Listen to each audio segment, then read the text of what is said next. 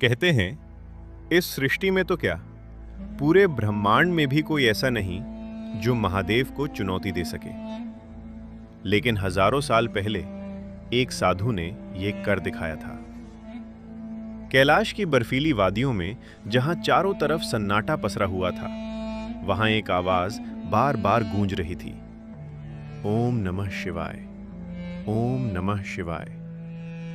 वो कोई देवता नहीं था, न कोई राक्षस, बल्कि एक साधारण सा साधु था, जिसकी तपस्या इतनी प्रचंड थी कि उसके आसपास की धरती तक जलने लगी थी। तभी अचानक आसमान में जोरदार गर्जना हुई, मानो आकाश दो टुकड़ों में फट गया हो, और एक विशाल त्रिशूल सीधा उस साधु की ओर बढ़ा।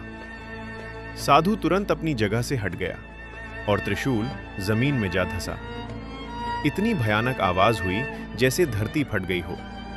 उसी प्रकाश से प्रकट हुए स्वयं देवों के देव महादेव। महादेव ने शांत स्वर में पूछा, बताओ क्या चाहते हो?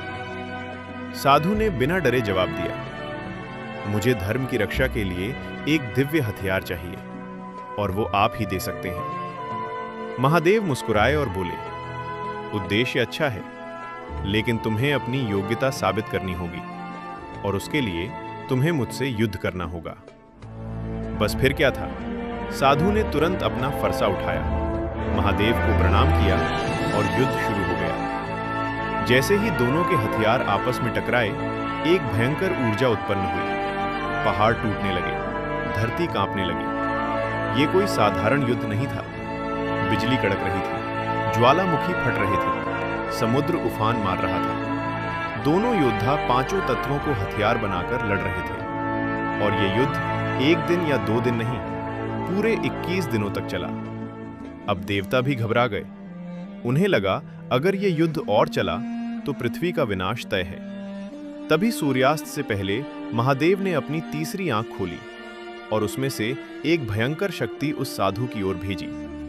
साधु ने तुरंत अपना फरसा फेंका, और वो शक्ति को चीरता हुआ महादेव के माथे के पास जा लगा। पूरा ब्रह्मांड जैसे थम गया। देवता डर गए कि अब क्या होगा, लेकिन महादेव क्रोधित नहीं हुए, बल्कि मुस्कुराए। उन्होंने कहा, तुमने खुद को साबित कर दिया है। ये युद्ध परीक्षा नहीं, शिक्षा थी। अब तुम इस अस्त्र के योग्य हो। हे चिरंजीवी परशुराम, इस परशु को ग्रहण करो और धर्म की रक्षा करो।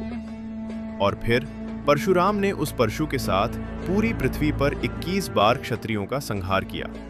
इतना रक्त बहा कि 5 सरोवर खून से भर गए, और ये सब उन्होंने अकेले किया। सिर्फ एक फरसा और अटूट धर्म, यही थी उनकी असली शक्ति।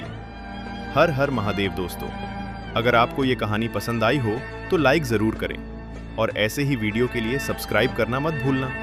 मिलते हैं अगली कहानी में।